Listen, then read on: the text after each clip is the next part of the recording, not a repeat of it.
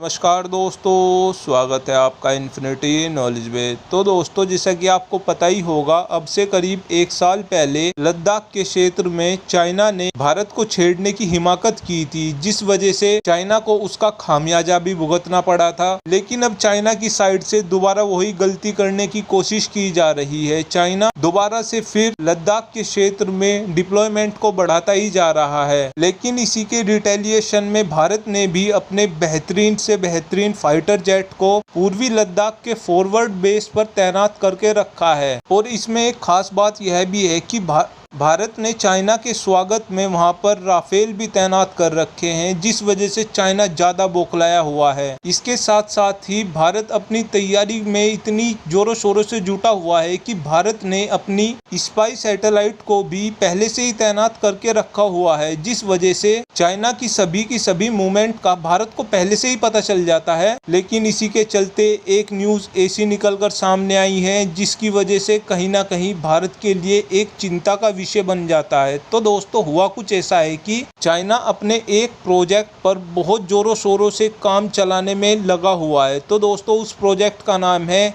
H-20 bomber, और ये एक स्टेल्थ बॉम्बर होने वाला है। और अगर इस बॉम्बर की बियॉन्ड विजुअल रेंज की बात करें तो इसकी बियॉन्ड विजुअल रेंज 3000 किलोमीटर होने वाली है, जो कि भारत के लिए काफी चिंता का विषय है। और इस बॉम्बर की वजह से चाइना बिना किसी भी देश में घुसे आराम से 3000 किलोमीटर तक हमला कर सकता है। और देखा जाए तो अफगानिस्तान और भारत को आराम से टारगेट किया जा सकता है चाइना के इस बॉम्बर की मदद से। देखा जाए तो H-20 बॉम्बर को लेकर चाइना का ये प्लान था कि 2025 तक इसे सेना में शामिल किया जाएगा। लेकिन भारत से टेंशन को देखते हुए चाइना ने अपने इस बॉम्बर के टेस्ट स्टार्ट कर दिए हैं। और इस बॉम्बर के सभी टेस्ट 22 जून तक कंप्लीट हो जाएंगे। और इस बॉम्बर की टेस्टिंग हुटान एयरबेस के पास की जा रही है, जो कि भारत के लिए एक चिंता का विषय है, क्योंकि फिलहाल के टाइम में देखा जाए तो भारत के पास अभी कोई ऐसा स्ट्रेटेजिक बॉम्बर नहीं है। और बात करें अगर चाइना के H-20 बॉम्बर की, तो इसे चाइना ने पूरी तरीके से अमेरिका के B-2 बॉम्बर की कॉपी बनाया है। और कहा तो ये भी जा रहा है कि चाइना ने इसमें चोरी की टेक्नोलॉजी का इस्तेमाल किया है, और ये सभी की सभी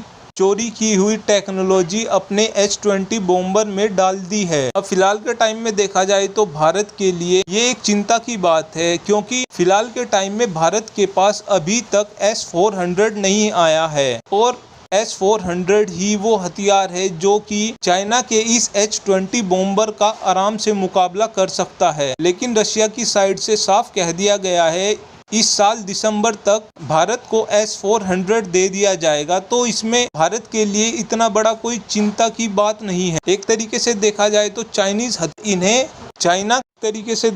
तो चाइना अपने अधिकतर हथियारों को चोरी की टेक्नोलॉजी से ही बनाता है। तो इसमें भारत के लिए कोई भी इतनी बड़ी चिंता की बात नहीं है। Thanks for watching this video. Have a good day.